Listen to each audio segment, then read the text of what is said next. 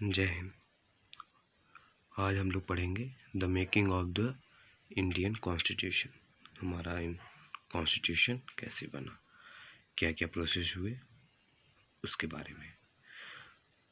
सबसे पहले हम जानेंगे कि जो हमारा कॉन्स्टिट्यूशन बना वो किसके अंडर में बना। तो क्या फॉर्म किया गया था, कॉन्स्टिट्यूंट असेंबली फ्रेम की गई थी कॉन्स्टिट्यूशन बनाने के लिए, जो कि सेटअप हुआ था 1946 में। हमारा कॉन्स्टिट्यूंट असेंबली कब बना? 1946 में। किसके अंडर में? Cabinet mission plan. Cabinet mission plan के अंडर कॉन्स्टिट्यूंट असेंबली को कॉन्स्टिट्यूट किया गया, मतलब बनाया गया, फ्रेम्ड कह सकते हैं। सेटअप हुआ कब? ये 1946 में। तो हमारे दिमाग में आता होगा ज़रूर कि ये कैबिनेट मिशन प्लान एक्चुअली है क्या। तो इसको थोड़ा सा हम लोग पढ़ लेते हैं। जैसे कि cabinet mission come to India aiming to discuss the transfer of powers from the British government to the Indian leadership with the aim of preserving Indians' unity and granting its independence। मतलब तो cabinet mission जो है वो India में किस लिए आया था, किस एम से आया था कि जो हमारे देश में किसका शासन था? ब्रिटिश का। ब्रिटिश गवर्नमेंट हमारे देश पे शासन करती थी, तो उसका ही रूल यहाँ पर चलता था, ब्रिटिश गवर्नमेंट रहती थी। तो ब्रिटिश गवर्नमेंट के जितने भी पावर थे वो किसको दिया जा रहा था? इंडियन लीडरशिप में, इंडियन लीडर्स को। किस किस प्लान में? कैबिनेट मिशन प्लान में। तो वही था कैबिनेट मिशन प्लान बेसिकली। तो कॉन्स्टिट्यूट असेंबली जब बना दी गई तो इसकी स्ट्रेंथ कितने मेंबर्स इसमें थे? टोटल स्ट्रेंथ बिफोर पार्टीशन मतलब कॉन्स्टिट्यूट असेंबली का भी पार्टीशन हुआ था, उसको हम फर्दर आगे पढ़ेंगे। जब पार्टीशन है, पार्टीशन से पहले कितने मेंबर्स थे? टोटल स्ट्रेंथ क्या थी कॉन्स्टिट्यूट असेंबली की? 389। इसको दो पार्ट में डिवाइड कर दिया गया। पहला ब्रिटिश इंडिया, दूसरा प्रिंसली स्टेट्स। ब्रिटिश इंडिया में 296 मेंबर्स थे, प्रिंसली स्टेट में 93। अब ब्रिटिश इंडिया को दो में डिवाइड किया गया। पहला गवर्नर प्रोविंसेस, दूसरा chief commissioner provinces. Governor provinces में टोटल मेंबर 292 थे और चीफ कमिश्नर प्रोविंसेस में 4 चीफ कमिश्नर प्रोविंसेस कौन कौन से थे? अजमेर, दिल्ली, कुर्ग एंड बलूचिस्तान। कौन कौन से चीफ कमिश्नर्स थे? 4। अजमेर, दिल्ली, कुर्ग, बलूचिस्तान।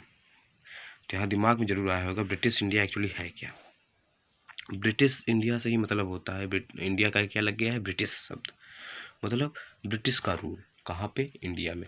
इसके लिए हम लोग इसको पढ़ सकते हैं area of south Asia. India कहाँ पाता है? साउथ एशिया वाले पार्ट्स में है। हम वहाँ पे क्या सकते हैं? ब्रिटिश इंडिया मतलब ब्रिटिश राज्य ही। यहाँ समझ जाइए कि ब्रिटिश राज्य कहाँ पे था? इंडिया में। तो इसे क्या कह दिया गया? British India. सेम ऐसे ही यहाँ पे हम लोग जैसे पढ़े प्रिंसली स्टेट में 93 सीट्स रिजर्व थे, ब्रिटिश इंडिया में 296। तो प्रिंसली स्टेट एक्चुअली है क्या? The state of India that were ruled by the indigenous Indian princess. Princely state क्या है? जो इंडियन के प्रिंसेस थे, मतलब जो पहले के इंडिया में राज करते थे राजा लोग, उनके बेटे लोग जो वहाँ पे राज कर रहे थे, उस स्टेट्स को क्या कहा जाता था? प्रिंसली स्टेट्स कहा जाते थे। उस स्टेट में कितने मेंबर कहे गए कॉन्स्टिट्यूंट असेंबली में? 93 और ब्रिटिश इंडिया टोटल मिला 296। तो हम लोग आगे पढ़ेंगे। जैसे कि अब हम लोग कॉन्स्टिट्यूट कर लिए, टोटल मेंबर्स भी बता दिए इतने मेंबर्स इसमें होंगे। तो हम लोग क्या करेंगे? अब वहाँ पर चुनाव होना चाहिए, तभी तो पता चलेगा क्या कि कौन किसको सपोर्ट कर रहा है। जैसे कि आज के समय पे कुछ चुनाव होते हैं ना, इलेक्शंस कराए जाते हैं, इससे पता चलता है कि पीपल्स सबसे ज़्यादा किसको सपोर्ट कर रहे हैं। उसी प्रकार उस समय भी हुआ। ब्रिटिश इंडिया ना 296 सीट्स थी, मेंबर्स थे, इलेक्शन कराया गया उसका 296 में ब्रिटिश इंडिया का। तो उसमें कब कराया गया था इलेक्शन? जुलाई एंड अगस्त में, 1946 में। जुलाई एंड अगस्त 1946 में इलेक्शन हुआ। 296 में से कुछ सीटें रिजर्व की जाती हैं, जैसे कि बहुत सारे कम्युनिटीज उस समय थी, जैसे मुस्लिम, जनरल कैटेगरी बेसिकली सबसे ज़्यादा थे, तो इसलिए 6 भी थे। तो कई कम्युनिटीज़ बनाए गए, अलग अलग फिक्स किए गए सीट्स रिजर्व कर दिए गए, मतलब इतना इनके लिए।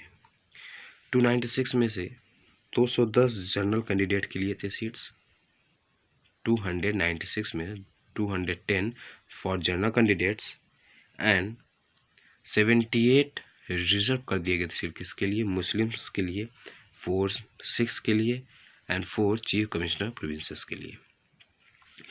जब चुनाव हुआ तो उसका रिपोर्ट आया, तो रिजल्ट ऐसे कह सकते हैं। तो कांग्रेस ने 199 सीट जीते, किसमें से, 210 में से, in the case of general category, और 3 सीट्स मुस्लिम रिजर्व सीट्स भी उन्होंने जीते, और 3 seat out of 4 from reserve for 6, जो सिख के लिए 4 सीट रिजर्व थी, उसमें से 3 सीट वो लोग जीते, और 3 सीट कुर्ग, अजमेर एंड दिल्ली का भी जीते। ये क्या थे, चीफ कमिश्नर प्रोविंसेस में 4 सीट थे, तो उसमें 3 जीते, कुर्ग, अजमेर, दिल्ली का।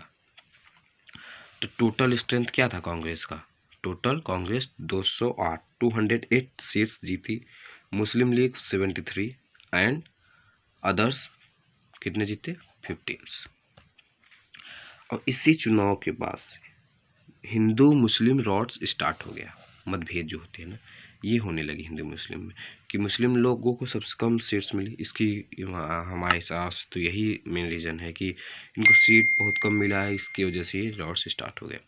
जो मुस्लिम लीग थी वो डिमांड करने लगी सेपरेट कॉन्स्टिट्यूंट असेंबली का फॉर मुस्लिम इन इंडिया, जैसे कि अभी हमने पढ़ा था आप आगे कि क्या था, टोटल स्ट्रेंथ बिफोर पार्टीशन पहले, यहाँ क्या होने लगा, पार्टीशन के शब्द अभी आने लगेंगे कि पार्टीशन यहीं से स्टार्ट होने लगा। इस इलेक्शन के बाद से मुस्लिम लीग ने डिमांड किया सेपरेट कॉन्स्टिट्यूंट असेंबली के लिए फॉर मुस्लिम के लिए इंडिया में।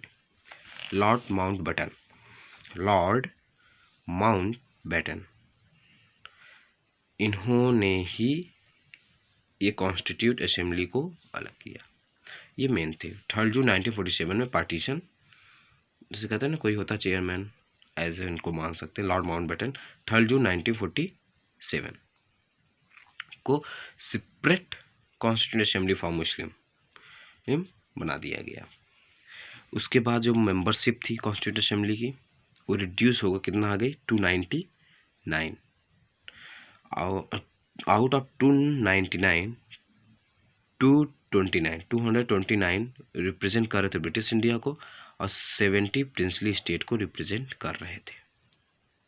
आफ्टर द पार्टीशन का ये रिपोर्ट है, after the partition total number of the constituent assembly is 299, out of 299 229 British India को रिप्रेजेंट करते थे और 70 प्रिंसली स्टेट्स को।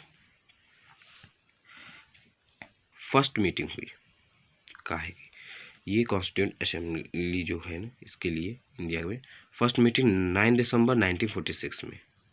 इसके टेम्परेरी प्रेसिडेंट थे डॉक्टर सच्चिदानंद सिन्हा जी को बनाया गया था। डॉक्टर सच्चिदानंद सिन्हा जी को ओल्डेस्ट मेंबर थे कॉन्स्टिट्यूंट असेंबली को, इसलिए इनको टेम्परेरी प्रेसिडेंट बना दिया गया। फर्स्ट मीटिंग कितने लोगों द्वारा अटेंड की गई, attended by 207 member including 9 women. 207 members total, 207 member ने first meeting of the constituent assembly attend किए, जिसमें 9 ह्यूमन भी थी। 11 December 1946 doctor Rajendra Prasad and SC. Mukherjee, 11 December 1946 doctor Rajendra Prasad and SC. Mukherjee elected as the president and the vice president of the assembly.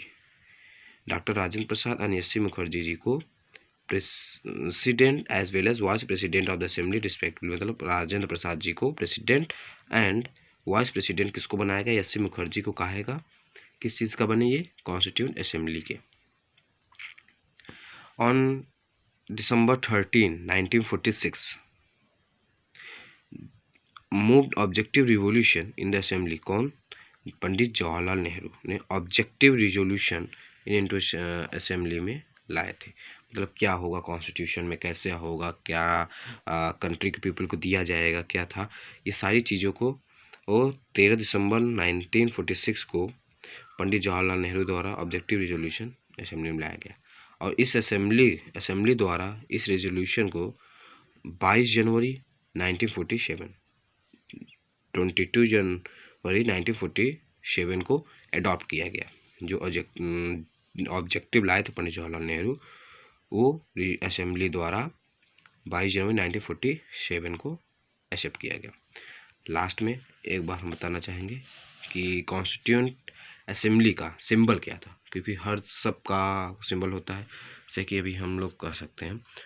तो इसका symbol क्या था? Elephant. Elephant क्या था? सिंबल था। किसका? कॉन्स्टिट्यूट।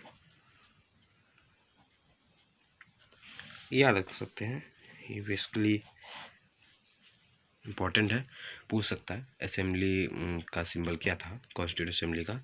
तो क्या था? एलिफेंट। आई होप आज के लेक्चर समझ में आए होंगे। फिर हम लोग कल के लेक्चर में आगे पढ़ेंगे कम्युनिटीज़ के, बहुत सारी कम्युनिटीज़ थी कॉन्स्टिट्यूएंट असेंबली की, उसके बारे में पढ़ेंगे। तो अभी के लिए धन्यवाद, थैंक्स।